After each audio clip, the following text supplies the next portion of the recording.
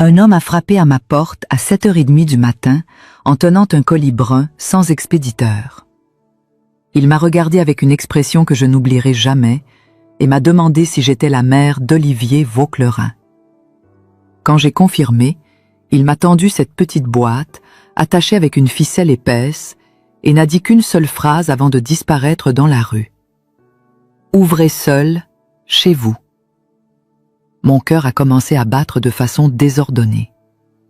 Je ne savais pas qui était cet homme, ni pourquoi il apportait quelque chose lié à mon fils.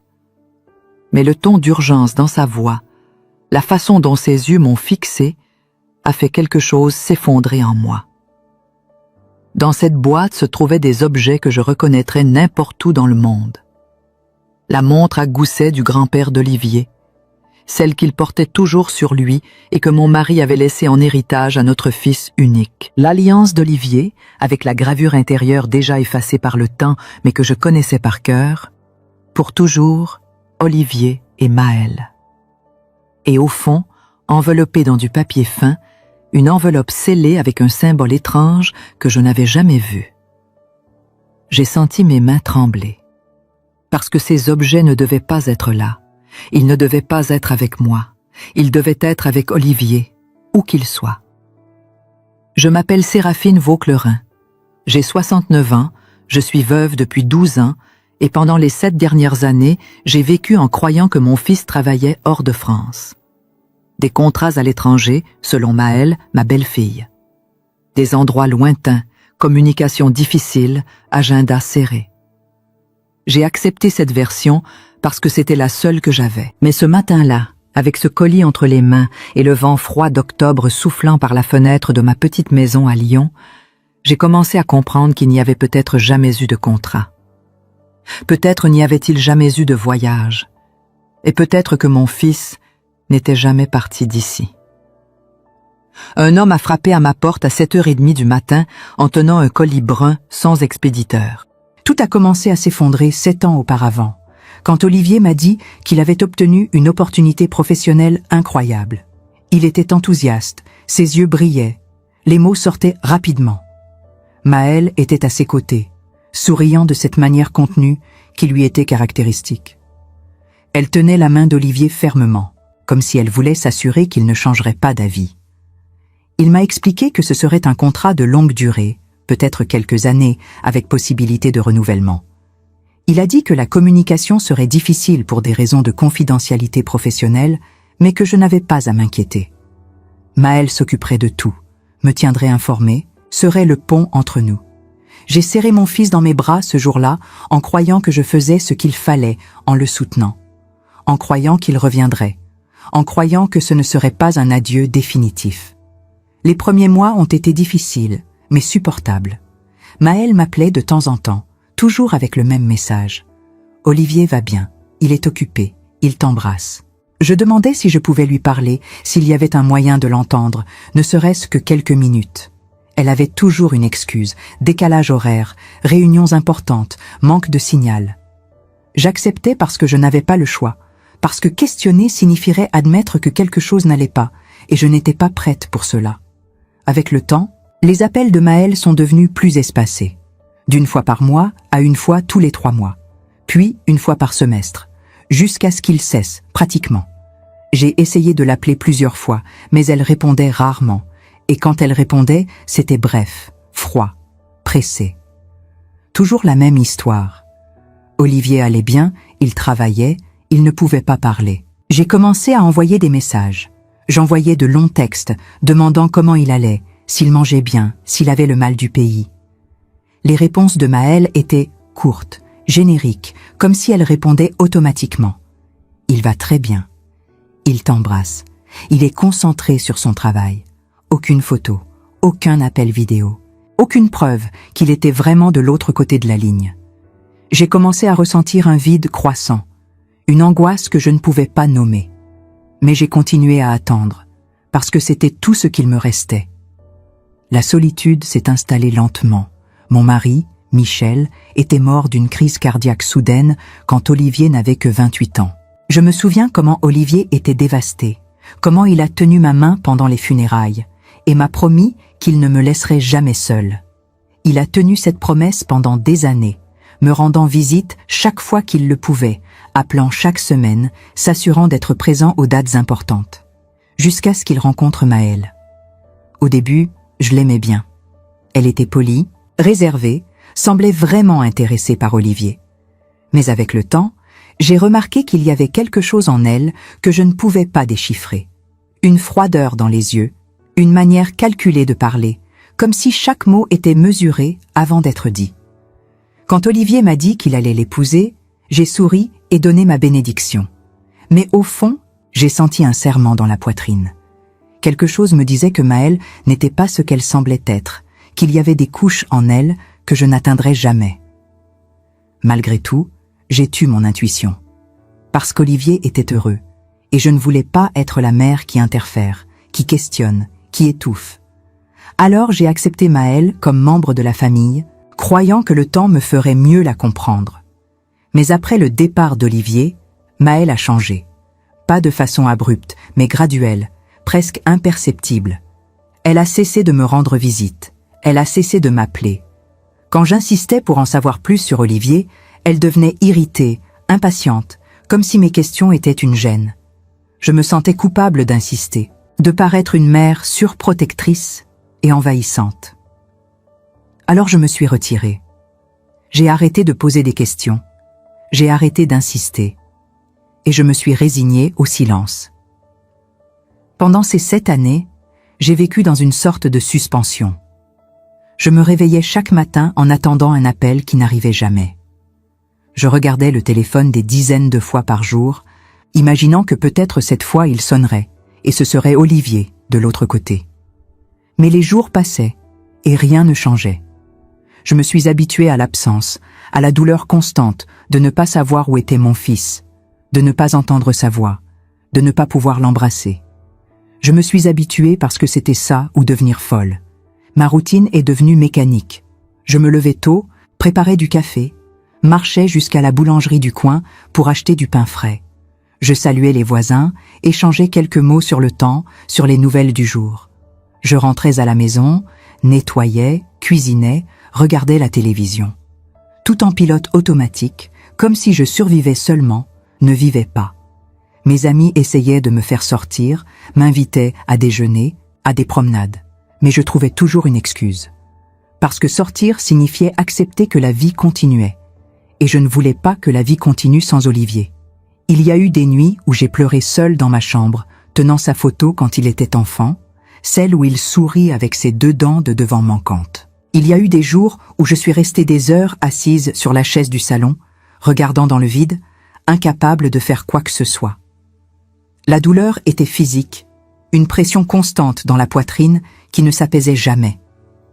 Mais je n'en parlais à personne, parce que les gens ne comprennent pas ce genre de perte. La perte de quelqu'un qui est encore vivant, mais qui a été arraché de votre vie comme s'il n'avait jamais existé. J'ai commencé à me remettre en question. Ai-je fait quelque chose de mal? Ai-je été une mauvaise mère? Olivier s'est-il éloigné parce que je l'ai étouffé? Parce que j'ai trop exigé? Parce que je n'ai pas su donner d'espace?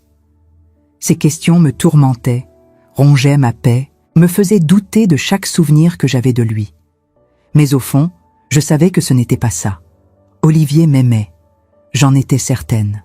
Le problème n'était pas en moi. Le problème était dans quelque chose que je ne pouvais pas encore voir. Et puis, ce matin d'octobre, avec ce colis entre les mains, tout a commencé à prendre sens. Ou plutôt, rien n'avait de sens. Mais pour la première fois, j'avais une preuve concrète que quelque chose était profondément faux. Je me suis assise à la table de la cuisine, le colis devant moi, et j'ai respiré profondément. Mes mains tremblaient en défaisant la ficelle. À l'intérieur, comme je l'ai dit, se trouvaient la montre, l'alliance et l'enveloppe. J'ai pris d'abord la montre, senti son poids dans ma paume, entendu le tic-tac doux qui me calmait toujours quand j'étais plus jeune. Cette montre appartenait à mon beau-père et passait à Michel, puis à Olivier. C'était un héritage familial, quelque chose qu'Olivier n'abandonnerait jamais de son plein gré. L'alliance était froide au toucher. Je l'ai tournée entre mes doigts, essayant de lire l'inscription intérieure, mais le temps avait presque tout effacé. Même ainsi, je savais ce qui était écrit. J'étais là le jour où Olivier l'a commandé. J'ai aidé à choisir la gravure. J'ai vu le bonheur dans ses yeux quand il l'a mise au doigt de Maëlle. Comment cette alliance était-elle ici? Pourquoi Olivier s'en séparerait-il? Pourquoi quelqu'un me l'enverrait-il? J'ai pris l'enveloppe en dernier. Elle était lourde, faite d'un papier épais, de qualité. Le sceau avait un symbole que je ne reconnaissais pas, une sorte de blason avec des lettres entrelacées. J'ai rompu le sceau avec précaution et sorti le contenu. À l'intérieur se trouvait une feuille de papier pliée et une petite clé USB. J'ai ouvert d'abord la feuille. C'était un message court, écrit à la main, avec une calligraphie ferme et angulaire. « Séraphine, ce que vous croyez sur votre fils est un mensonge. Il n'a jamais quitté la France. Écoutez l'enregistrement. Ensuite, décidez si vous voulez connaître la vérité ou continuer à vivre dans l'illusion. Mais sachez que le temps s'épuise. » Mon cœur s'est emballé. J'ai lu le message 3 fois, essayant de traiter chaque mot. Olivier n'a jamais quitté la France. Comment ça? Où était-il alors?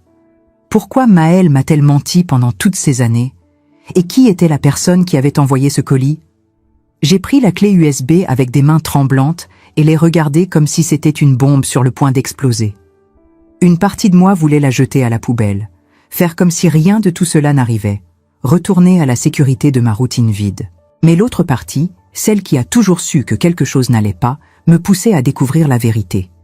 Je me suis levée, suis allée au salon et ai allumé mon vieil ordinateur. J'ai attendu que le système démarre, chaque seconde semblant une éternité. J'ai inséré la clé USB et un seul fichier est apparu à l'écran. Pour maman, MP3. J'ai double-cliqué et la voix d'Olivier a rempli le silence du salon. Je ne l'avais pas entendue depuis 7 ans. 7 longues années sans écouter cette voix que je connaissais mieux que la mienne. Et maintenant, il était là, me parlant directement, comme s'il était à mes côtés. Mais il y avait quelque chose de différent. Sa voix était contrôlée, tendue, chargée d'un poids que je n'avais jamais perçu auparavant. « Maman, si tu écoutes ceci, c'est parce que quelqu'un a réussi à te trouver. Je ne sais pas quand cela arrivera, ni si cela arrivera, mais je devais laisser ce message. Je devais que tu connaisses la vérité, même s'il est trop tard pour moi. Maman, je n'ai jamais quitté la France. Je n'ai jamais eu de contrat à l'étranger. Tout cela était un mensonge. Un mensonge que j'ai été forcée d'accepter. Un mensonge qui m'a emprisonnée. J'ai commis une erreur, maman. Une erreur terrible qui a tout changé. Et maintenant je paie pour cela d'une façon que tu ne peux pas imaginer. » Sa voix a failli pendant un instant, et je pouvais entendre le son de sa respiration lourde, comme s'il luttait pour continuer. « Il existe un endroit, maman. Un endroit que personne ne connaît. Où des gens comme moi sont maintenus, vivants, mais invisibles. Je ne peux pas en dire beaucoup, parce qu'ils écoutent toujours, surveillent toujours. Mais tu dois savoir que je n'ai jamais voulu te quitter. Je n'ai jamais voulu te blesser. Je voulais juste te protéger, protéger notre famille, mais les choses ont échappé à tout contrôle. Et maintenant? Maintenant, je ne sais pas si je vais réussir à sortir d'ici. Si tu écoutes ceci, cherche un homme nommé Armand Vélis.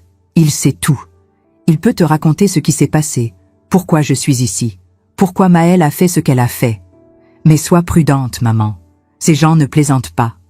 Ils ne permettent pas que les secrets soient révélés. Si tu décides de chercher la vérité, sache que tu pourrais mettre ta vie en danger. Mais si tu ne le fais pas, je vais continuer ici, oubliée, comme si je n'avais jamais existé. Je t'aime, maman, je t'ai toujours aimée, et je suis désolée, désolée pour tout. L'enregistrement s'est terminé, et je suis restée là, paralysée, avec des larmes coulant sur mon visage, incapable de traiter ce que je venais d'entendre. Mon fils était vivant. Il était quelque part en France, prisonnier, maintenu contre sa volonté, et je n'en avais aucune idée. Maëlle savait. Elle avait toujours su. Et elle m'avait laissé vivre ces 7 années en croyant à un mensonge. La douleur que j'ai ressentie à ce moment était indescriptible. C'était comme si ma poitrine avait été déchirée en 2, comme si chaque cellule de mon corps criait de désespoir. Mais avec la douleur est venu quelque chose de plus fort, la colère. Une colère profonde, viscérale, qui brûlait de l'intérieur. Comment avait-elle pu me faire ça? Comment avait-elle pu m'enlever mon fils et faire comme si tout allait bien? J'ai pris le téléphone et composé le numéro de Maëlle. Elle n'a pas répondu. J'ai appelé à nouveau. Encore. À la 5e tentative, elle a finalement répondu, avec cette voix froide et distante que je connaissais si bien. « Séraphine, qu'y a-t-il? Je suis occupée. » J'ai respiré profondément, essayant de contrôler la fureur qui menaçait d'exploser. « Où est Olivier, Maëlle ?» Il y a eu une longue pause de l'autre côté de la ligne. Quand elle a parlé à nouveau, sa voix avait changé. Elle était tendue, prudente. « Il travaille, comme toujours. Pourquoi poses-tu cette question maintenant? Ne me mens pas. » Ma voix est sortie plus forte que je ne l'avais prévu. « Je sais qu'il n'a jamais quitté la France. Je sais que tu m'as menti pendant toutes ces années. Où est-il, Maëlle? Qu'as-tu fait à mon fils? » Le silence qui a suivi était assourdissant. Et puis, elle a raccroché. Si vous, qui m'écoutez maintenant, avez déjà vécu la douleur de perdre quelqu'un que vous aimez, alors vous comprenez un peu ce que j'ai ressenti à ce moment. Mais si vous avez encore vos enfants près de vous, vos proches à portée de main, serrez-les dans vos bras. Serrez fort, parce que la vie peut changer en un instant, et parfois, nous n'avons pas de seconde chance. Je pensais avoir perdu mon fils pour le travail, pour la distance, pour les choix qu'il avait faits. Mais j'ai découvert que je l'avais perdu pour quelque chose de bien pire. Pour un mensonge soigneusement construit, pour des gens qui l'ont gardé prisonnier, invisible, comme s'il n'avait pas d'importance. Et maintenant, tout ce que je veux, c'est le ramener. Je ne sais pas comment, je ne sais pas si je vais réussir, mais je vais essayer. Parce qu'une mère n'abandonne jamais son enfant. Jamais.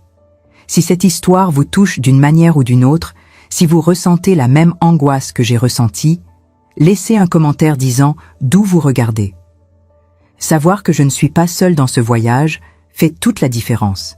Et si vous voulez continuer à suivre, abonnez-vous à la chaîne pour ne pas manquer le prochain chapitre, parce qu'il y a encore beaucoup à révéler et vous ne voudrez pas le manquer. Après avoir raccroché avec Maëlle, je restais figée dans ma cuisine, le téléphone encore serré dans ma main tremblante. Mon cœur battait si fort que j'avais l'impression qu'il allait exploser. Maëlle avait raccroché.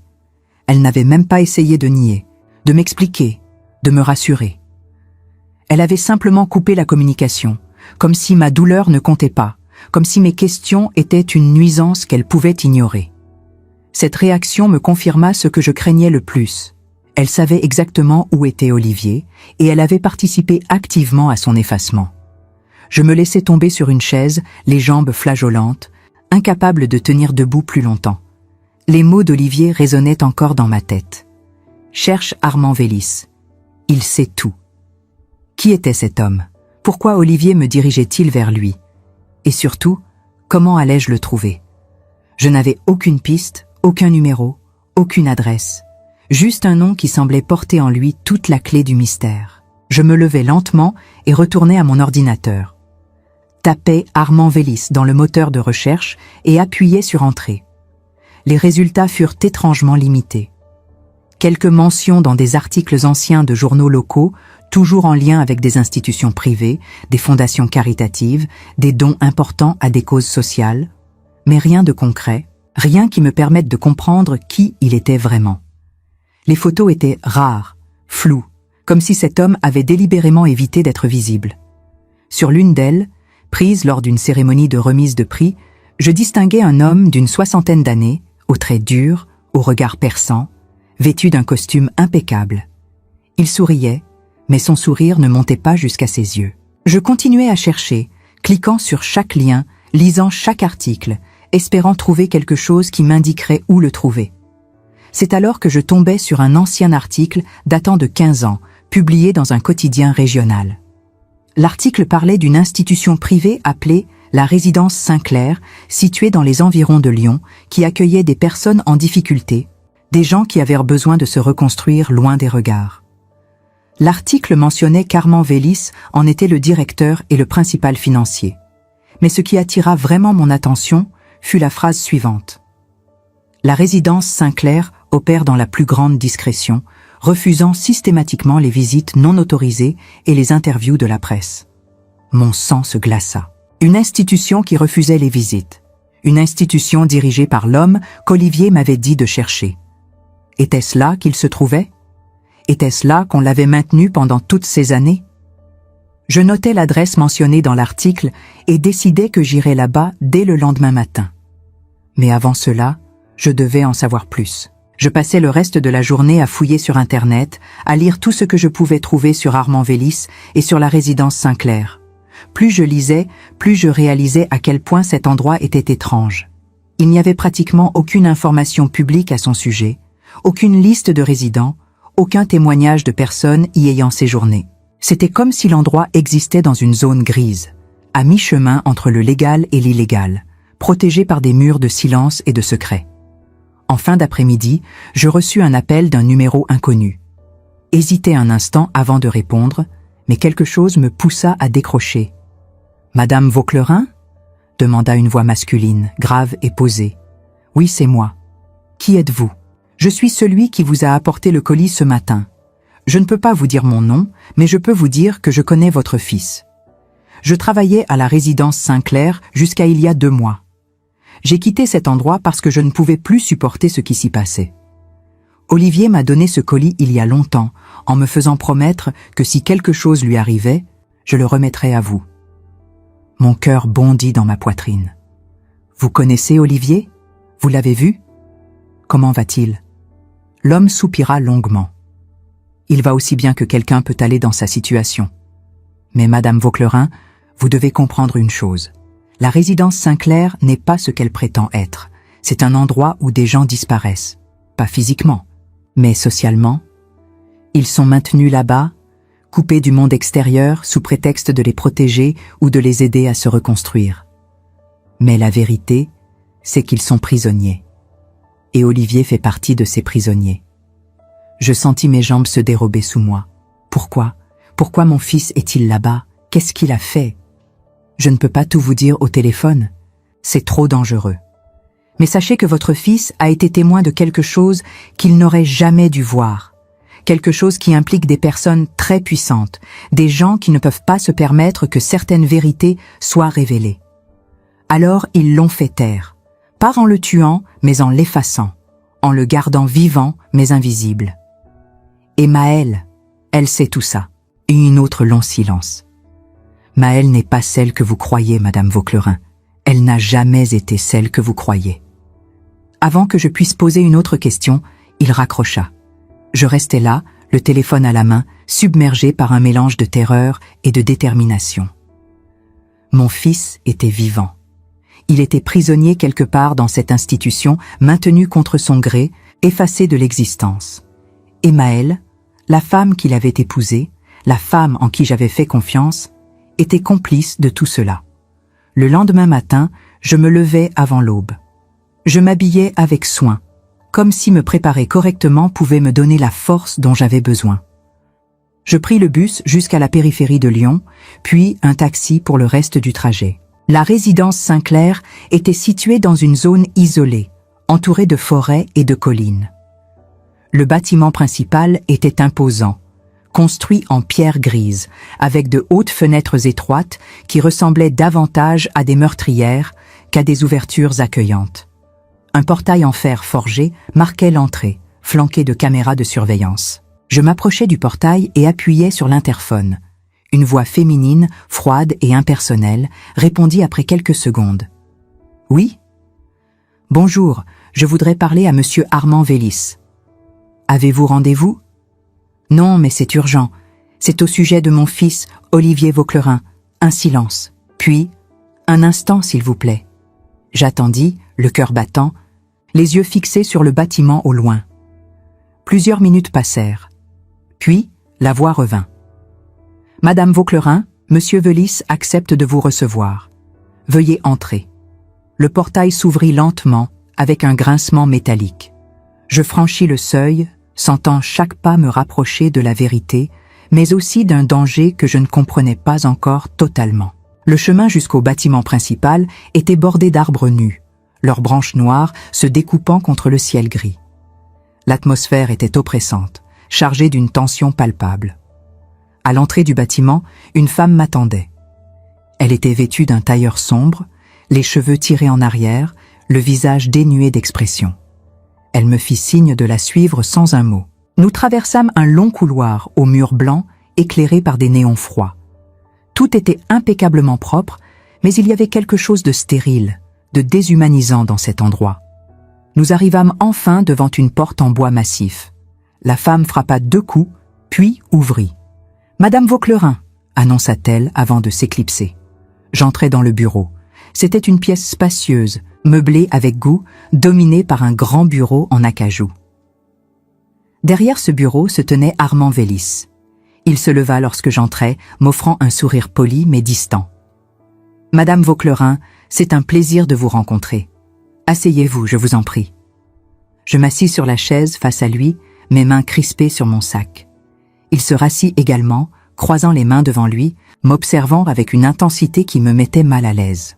« Vous êtes ici au sujet de votre fils, n'est-ce pas ? » « Oui, je sais qu'il est ici. Je sais qu'il n'a jamais quitté la France. Je veux le voir. » Armand Vélis inclina légèrement la tête, comme s'il réfléchissait à ma demande. « Madame Vauclerain, je comprends votre inquiétude. Vraiment. Mais les choses ne sont pas aussi simples que vous le pensez. Votre fils est ici de son plein gré. » « De son plein gré ?» Ma voix monta d'un cran. Il m'a laissé un message dans lequel il dit qu'il est prisonnier. Il dit qu'il a été forcé. Votre fils traverse une période difficile.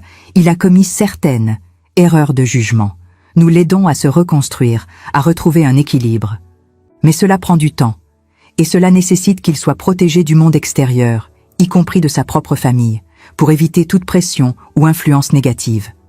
Je le fixais, incrédule.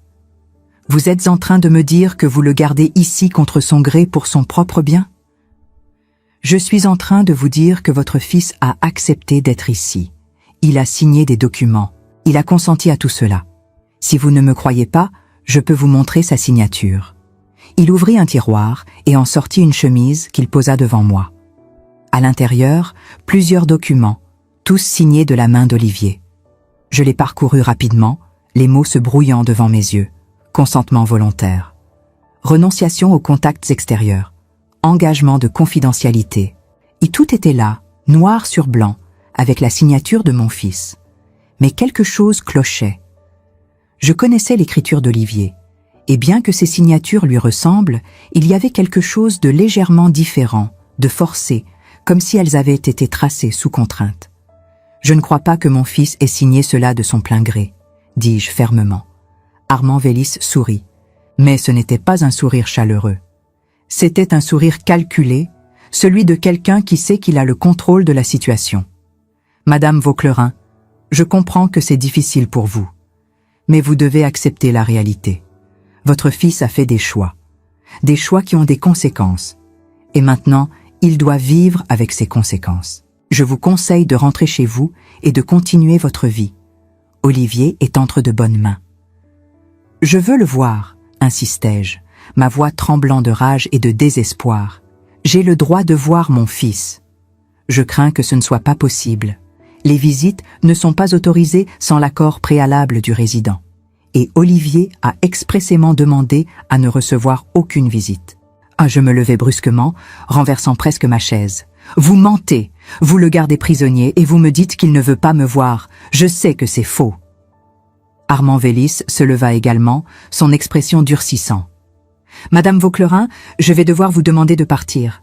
Si vous continuez à faire des allégations infondées, je serai obligé de contacter les autorités. »« Les autorités ? Vous croyez que j'ai peur des autorités ? Allez-y, appelez-les. Peut-être qu'elles seront intéressées de savoir ce qui se passe vraiment ici. » Il me fixa longuement, et pour la première fois, je vis une lueur de quelque chose dans ses yeux. De la colère ? De la menace ? Je ne savais pas. Mais cela me fit frissonner. « Rentrez chez vous, Madame Vauclerain. Pour votre propre bien. » Je sortis de ce bureau en tremblant, traversai le couloir d'un pas rapide, franchis le portail qui se referma derrière moi avec un claquement sinistre. Je marchais jusqu'à la route principale, les larmes coulant librement sur mes joues. J'avais échoué. Je n'avais pas pu voir Olivier. Je n'avais même pas pu confirmer qu'il était vraiment là. Mais je savais une chose avec certitude. Armand Vélis mentait. et j'allais découvrir la vérité, quoi qu'il en coûte. De retour chez moi, je m'effondrais sur mon canapé, épuisé physiquement et émotionnellement. La rencontre avec Armand Vélis m'avait laissé vidé, mais aussi plus déterminé que jamais. Je savais maintenant où Olivier se trouvait.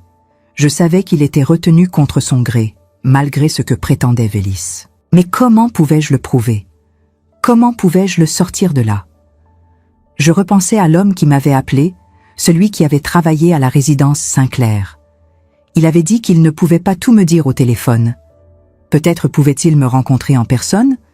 Peut-être avait-il des preuves, des documents, quelque chose qui pourrait m'aider? Je tentais de rappeler le numéro d'où il avait appelé, mais cela tombait directement sur une messagerie générique. Frustrant.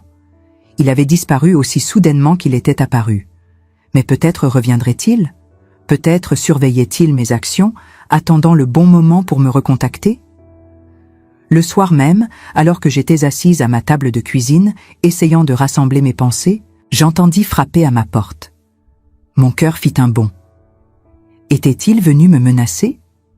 Était-ce Maël, venu m'expliquer, ou plutôt me mentir à nouveau? J'ouvris prudemment. C'était l'homme du paquet, celui qui m'avait appelé. Il se tenait là, le visage marqué par la fatigue, regardant nerveusement autour de lui. « Je ne peux pas rester longtemps », dit-il rapidement en entrant. « Mais je devais vous voir. Vous êtes allé à la résidence aujourd'hui, n'est-ce pas? »« Oui. Comment le savez-vous? » J'ai encore des contacts là-bas. Des gens qui pensent comme moi, qui veulent que la vérité éclate. Ils m'ont dit que vous aviez rencontré Vélis et que vous n'avez pas pu voir Olivier. Il a refusé. Il a dit qu'Olivier ne voulait pas me voir, qu'il était là de son plein gré. L'homme secoua la tête. C'est un mensonge. Votre fils n'a jamais eu le choix. Il y a 7 ans, Olivier a découvert quelque chose qu'il n'aurait jamais dû découvrir. Il travaillait à l'époque pour une entreprise de conseil financier qui faisait des audits pour diverses organisations. L'une de ces organisations était justement la résidence Saint-Clair. En examinant les comptes, Olivier a remarqué des irrégularités majeures. De l'argent qui disparaissait, des donations qui ne correspondaient à aucune activité réelle, des transferts vers des comptes offshore. Il a commencé à poser des questions, à creuser plus profondément. Je l'écoutais, suspendu à ses lèvres. Tout commençait à prendre sens. Un jour, Olivier est tombé sur des documents confidentiels. Des documents qui prouvaient que la résidence Saint-Clair servait de couverture à quelque chose de beaucoup plus sombre. Ce n'était pas seulement une question d'argent. C'était une question de contrôle. Des personnes gênantes, des témoins encombrants, des gens qui savaient trop de choses étaient placés là-bas sous divers prétextes, troubles mentaux, dépression, besoin de protection. Mais en réalité, ils étaient maintenus là pour être réduits au silence. « Mon Dieu !» murmurai-je horrifié. Olivier a compris qu'il était en danger. Il a essayé de rassembler des preuves, de contacter des journalistes, des autorités. Mais avant qu'il puisse agir, ils l'ont tué. Ils ont utilisé Maël pour le piéger. Maël? Comment? L'homme hésita, comme s'il mesurait ce qu'il s'apprêtait à me révéler. Maël ne travaillait pas dans le secteur qu'elle prétendait. Elle était employée par une agence de sécurité privée, liée à Armand Vélis. Sa rencontre avec Olivier n'était pas un hasard. Elle a été envoyée pour le surveiller, pour gagner sa confiance, pour devenir si proche de lui qu'il ne se douterait de rien. Et ça a marché. Ils se sont mariés. Elle était aux premières loges pour observer chaque mouvement d'Olivier. Je sentis mon estomac se retourner. Vous êtes en train de me dire que leur mariage était une mise en scène? Pas entièrement. Je pense que Maël a développé de vrais sentiments pour Olivier au début. Mais elle avait une mission. Et quand Olivier a découvert la vérité sur la résidence, elle a dû choisir entre lui et son employeur. Elle a choisi son employeur. Mais pourquoi? Pourquoi ne pas simplement le faire disparaître pour de bon? Parce que le tuer aurait attiré l'attention. Une enquête aurait pu révéler ce qu'il savait. Alors ils ont opté pour une solution plus subtile, l'effacer socialement. Ils l'ont placé à la résidence sous un faux prétexte, ont fabriqué des documents le faisant passer pour un patient volontaire, et ont coupé tous ses liens avec le monde extérieur. Pour le monde, Olivier Vauclerin travaillait à l'étranger. En réalité, il était prisonnier à quelques kilomètres de chez vous. Les larmes coulaient librement sur mon visage maintenant. Tout ce temps, Olivier avait été si proche, et je n'avais rien fait. J'avais cru à leurs mensonges, j'avais accepté leur version des faits. « Comment puis-je le sortir de là ?» demandai-je, ma voix brisée par l'émotion. « C'est compliqué, la résidence est surveillée en permanence. Toute tentative de fuite est immédiatement détectée. Et même si vous réussissiez à le faire sortir, où iriez-vous? Vélis a des contacts partout, la police, les autorités locales, même certains juges. Il a construit un réseau de protection autour de ses activités. Dénoncer cela publiquement sans preuve solide ne ferait que vous mettre en danger, vous et Olivier. Alors quoi, je suis censée abandonner? Non, mais vous devez être intelligente. Vous devez rassembler des preuves irréfutables avant d'agir. Et pour cela, vous aurez besoin d'aide. Quel genre d'aide? Il y a une journaliste d'investigation, Élise Marchand. Elle travaille pour un média indépendant et elle enquête sur des affaires de corruption depuis des années. Elle a déjà entendu parler de la résidence Sinclair, mais elle n'a jamais pu obtenir assez de preuves pour publier quoi que ce soit. Si vous lui apportez votre témoignage, les documents que je peux vous fournir, et si elle réussit à interviewer d'autres anciens employés comme moi, peut-être que nous pourrons faire éclater la vérité. Vous avez des documents? Il sortit de sa veste une clé USB qu'il me tendit. Tout est là-dedans. Des enregistrements, des relevés bancaires, des témoignages. Gardez-la précieusement. Ne la montrez à personne d'autre qu'à Élise Marchand. Et soyez prudente. Si Vélis apprend que vous avez ça, il ne reculera devant rien pour vous arrêter. Il se leva, s'apprêtant à partir. Je le retins par le bras. Attendez, pourquoi faites-vous tout ça? Pourquoi prenez-vous ce risque? Il me regarda avec une tristesse profonde. Parce que j'ai un fils, moi aussi. Et si j'étais à votre place, j'espérerais que quelqu'un aurait le courage de m'aider. Votre fils est quelqu'un de bien, Madame Vauclerin. Il ne mérite pas ce qui lui arrive. Puis il partit, disparaissant dans la nuit. Je restais là, la clé USB serrée dans ma main, sentant le poids de ce qu'elle contenait. C'était ma seule chance, ma seule opportunité de ramener Olivier à la maison. Le lendemain, je contactai Élise Marchand. Elle accepta de me rencontrer dans un café discret en périphérie de la ville. C'était une femme d'une quarantaine d'années, aux cheveux courts et aux yeux perçants. Elle m'écouta attentivement pendant que je lui racontais tout. Le paquet, l'aggravation d'Olivier, ma visite à la résidence, les révélations de l'ancien employé. Quand j'eus terminé, elle resta silencieuse un long moment, réfléchissant. « Vous savez que ce que vous me demandez est extrêmement dangereux, n'est-ce pas ?» dit-elle finalement. « Armand Vélis n'est pas quelqu'un qu'on défie impunément. Il a détruit des carrières, ruiné des vies. Et si ce que vous me dites est vrai, il ne reculera devant rien pour protéger ses secrets. Je sais, mais je n'ai pas le choix. Mon fils est là-bas et je ne peux pas le laisser. » Elle hocha la tête lentement. « D'accord, je vais examiner les documents sur cette clé USB. Si je trouve assez de preuves solides, je publierai l'article. Mais cela prendra du temps. Et vous devrez rester discrète. Ne parlez de ça à personne. Surtout pas à Maëlle. » Maëlle. Je serrai les dents en prononçant son nom. Je ne lui ai pas reparlé depuis notre dernière conversation. Elle sait que je suis au courant. Alors, elle est probablement en train de tout faire pour couvrir ses traces. Soyez vigilante. Ne sortez pas seule la nuit. Verrouillez vos portes. Et si quelque chose d'étrange se produit, contactez-moi immédiatement. Je rentrais chez moi ce soir-là avec un mélange d'espoir et de peur. Élise Marchand était ma meilleure chance de sauver Olivier. Mais combien de temps cela prendrait-il? Et Olivier tiendrait-il jusque-là? Les jours suivants furent une torture. Je restais cloîtré chez moi, sursautant au moindre bruit, vérifiant compulsivement mon téléphone dans l'espoir d'un message d'Élise. Mais rien. Le silence était assourdissant. Une semaine plus tard, je reçus un appel de Maëlle. Mon sang se figea quand je vis son nom s'afficher sur l'écran. J'hésitai, puis répondis. « Séraphine, nous devons parler, » dit-elle, sa voix inhabituellement calme. « Je n'ai rien à te dire. S'il te plaît, écoute-moi juste une minute. Je sais que tu es en colère, je sais que tu penses que je t'ai trahi, mais tu ne connais pas toute l'histoire. Alors raconte-moi. » Un long soupir. « Pas au téléphone. Retrouvons-nous quelque part. Je t'expliquerai tout, je te promets. » Chaque fibre de mon être me criait de refuser, mais une petite partie de moi, une partie qui voulait désespérément comprendre, accepta. D'accord. Où? Au parc près de chez toi. Demain à 15 heures. Elle raccrocha avant que je puisse changer d'avis. Je restais là, le téléphone à la main, me demandant si je venais de commettre une terrible erreur. Le lendemain, je me rendis au parc, comme convenu.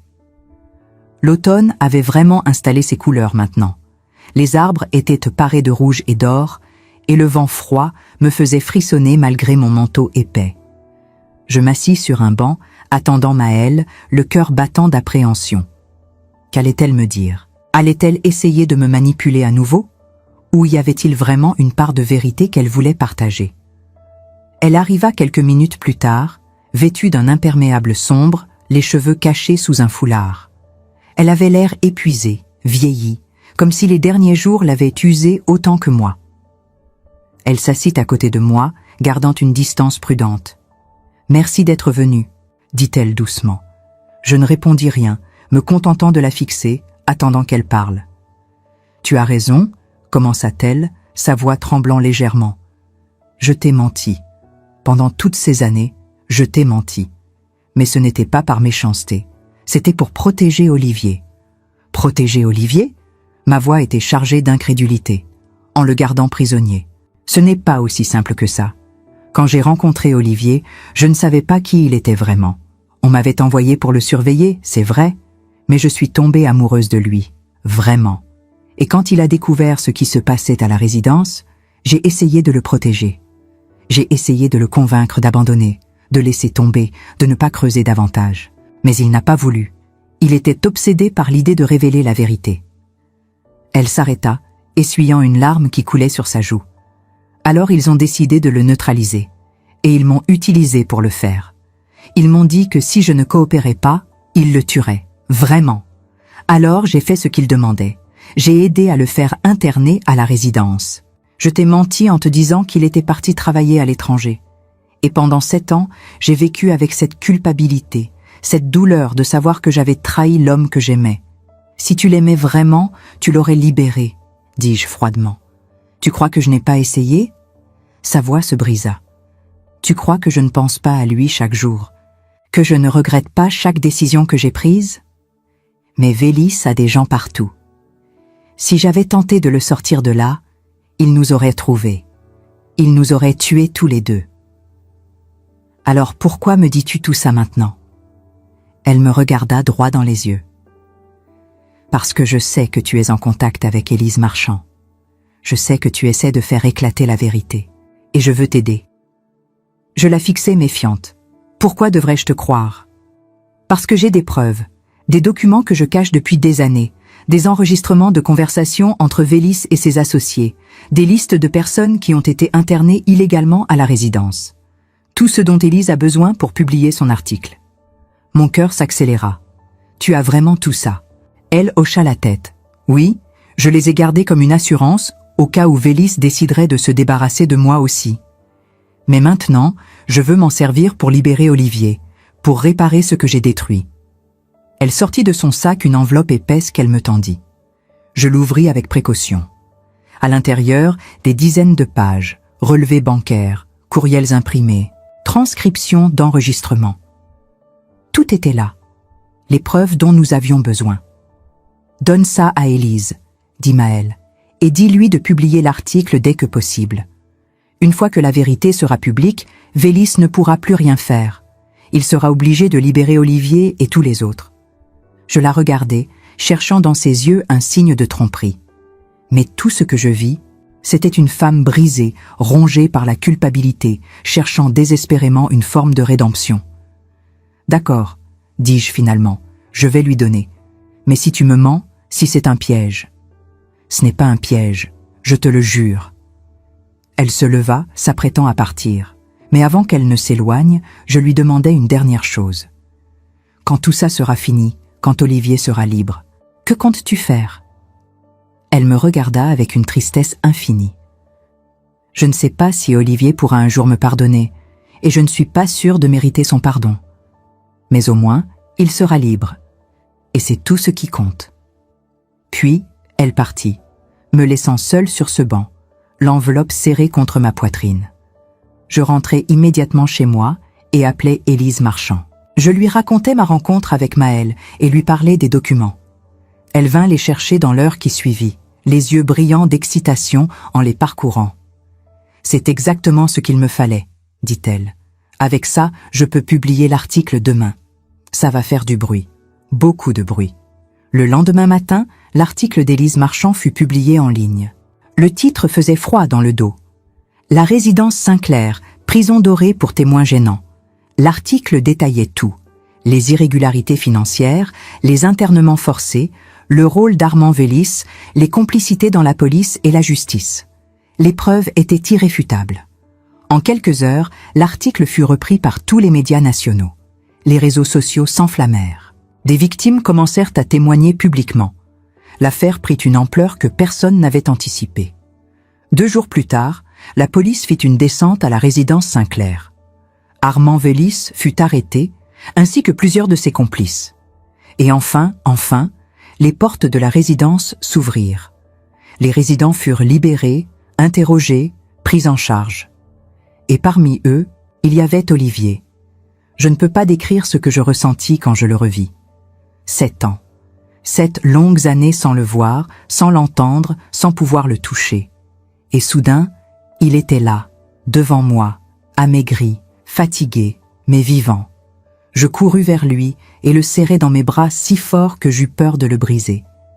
Il pleura sur mon épaule et je pleurai aussi, libérant toute la douleur, toute l'angoisse, toute la souffrance accumulée pendant ces années de séparation. « Je suis désolé, maman », murmura-t-il entre 2 sanglots. « Je suis tellement désolé. Ne t'excuse pas. Tu n'as rien fait de mal. Tu es libre maintenant. C'est tout ce qui compte. » Les semaines qui suivirent furent un tourbillon. Olivier dut témoigner devant les autorités, participer à l'enquête, revivre les horreurs qu'il avait endurées. Mais il le fit avec courage, soutenu par moi, par Élise, et même, timidement, par Maëlle.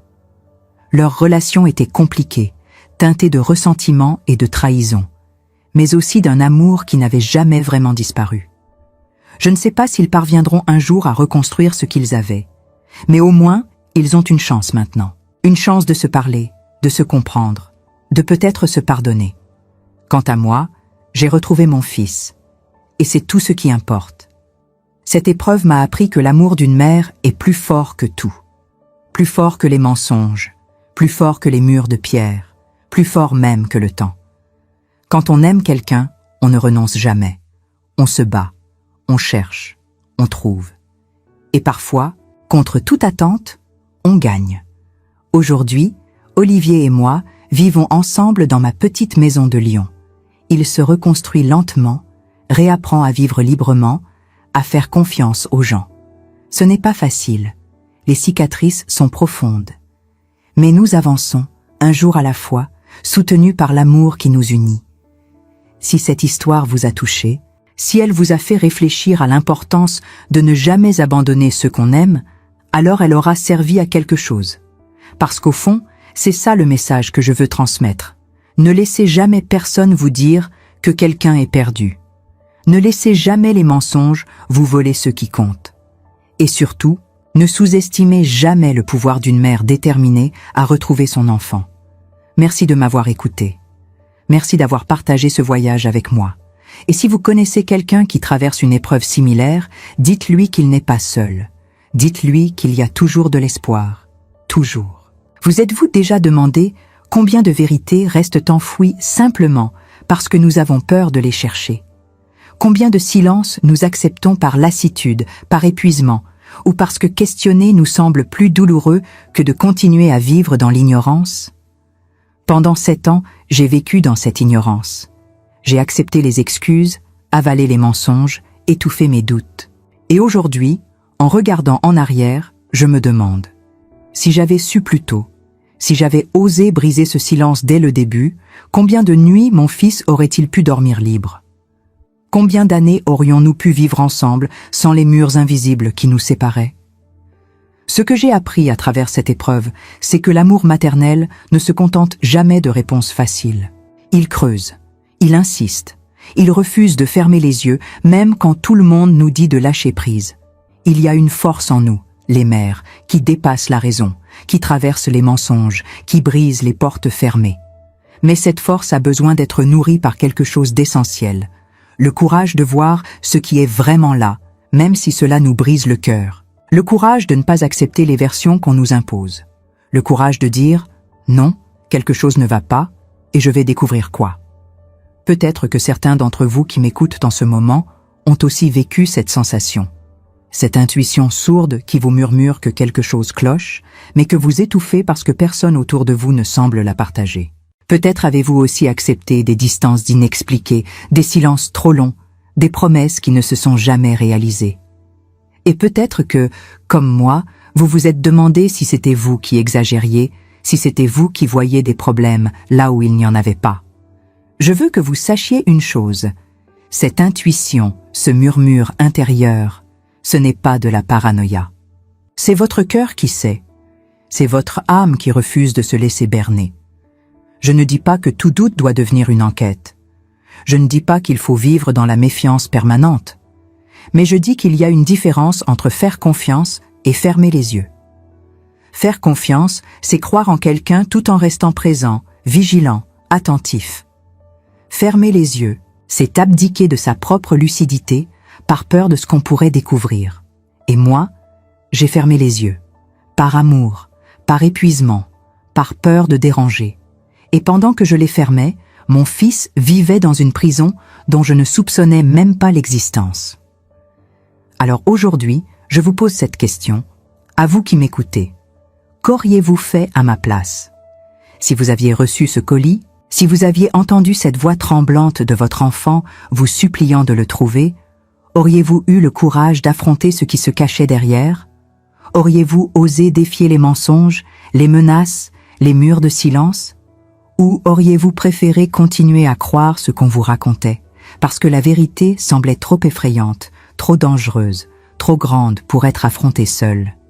Je ne juge personne. Vraiment. Parce que je sais combien il est difficile de choisir la vérité quand elle peut tout détruire. Mais je sais aussi que ne pas la chercher, c'est laisser une partie de soi mourir dans l'ignorance.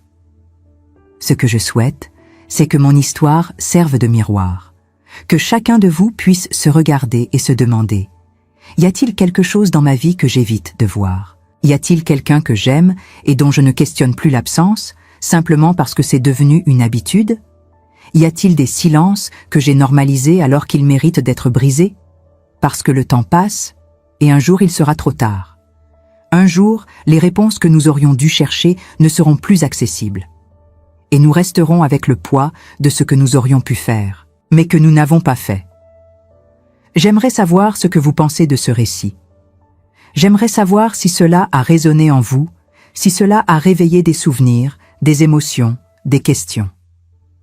Parfois, partager notre vécu avec d'autres qui comprennent vraiment ce que nous avons traversé est la seule façon de ne pas se sentir seul face à la douleur.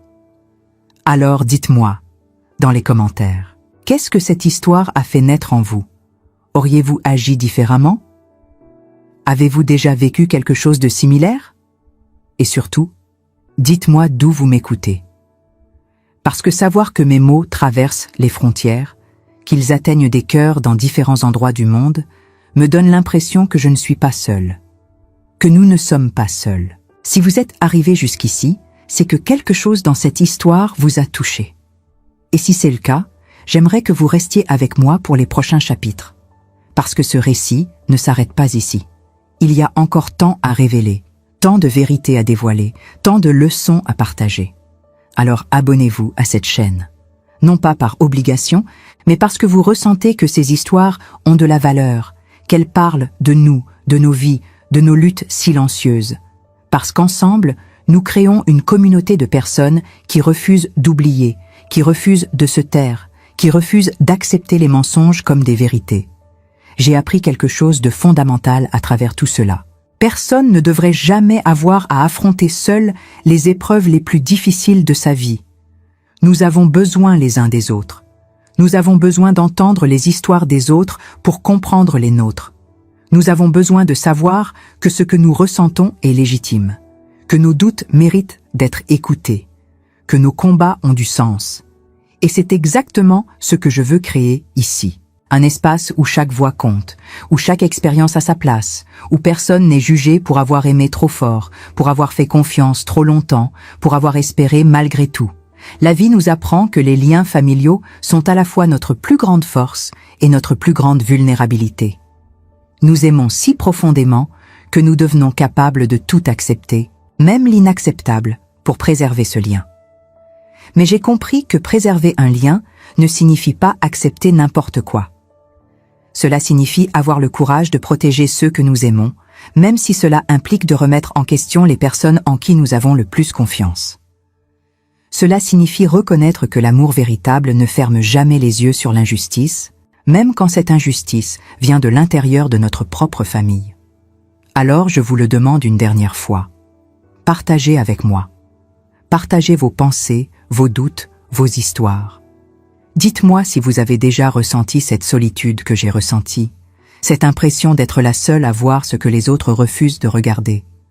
Dites-moi ce que vous auriez fait à ma place. Et si cette histoire vous a ému, si elle a touché quelque chose en vous, ne la gardez pas pour vous. Partagez-la avec quelqu'un qui en a besoin, parce que peut-être, quelque part, il y a une autre mère, un autre père, un autre enfant qui vit dans le silence et qui a besoin d'entendre qu'il n'est pas seul, que la vérité existe et qu'elle mérite d'être cherchée quoi qu'il en coûte. Merci d'avoir été là. Merci d'avoir écouté. Et merci de faire partie de ce voyage avec moi. Nous continuons ensemble jusqu'au bout.